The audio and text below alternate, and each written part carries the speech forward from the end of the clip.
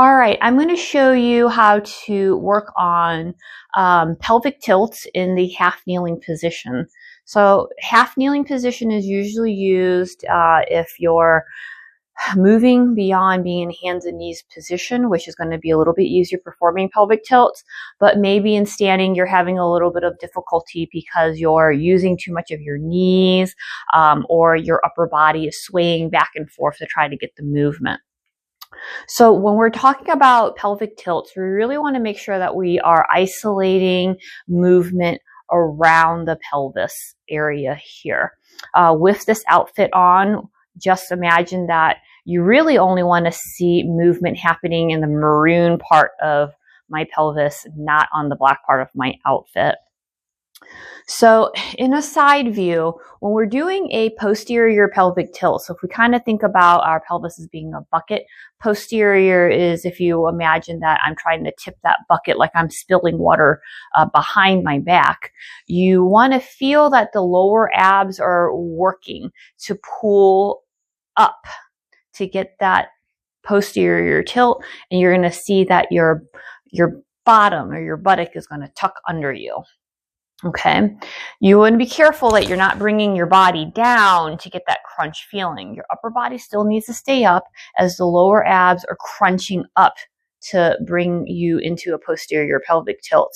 When we're going into anterior pelvic tilt, we're going to allow the abdominals to actually relax, and you really want to focus on the muscles that make up your paraspinals.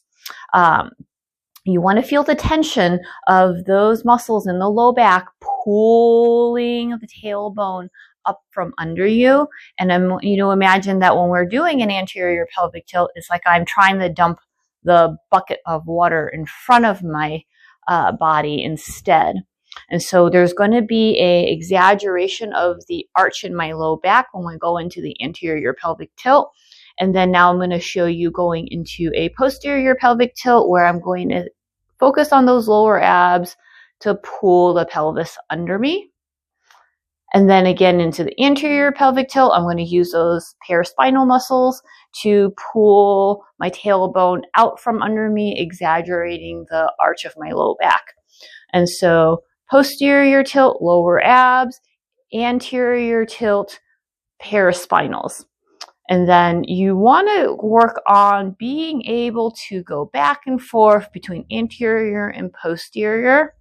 Not that we want to hang out in the far extreme, but it is good to know, do I have that lumbopelvic mobility available so that we can make minor adjustments to our posture.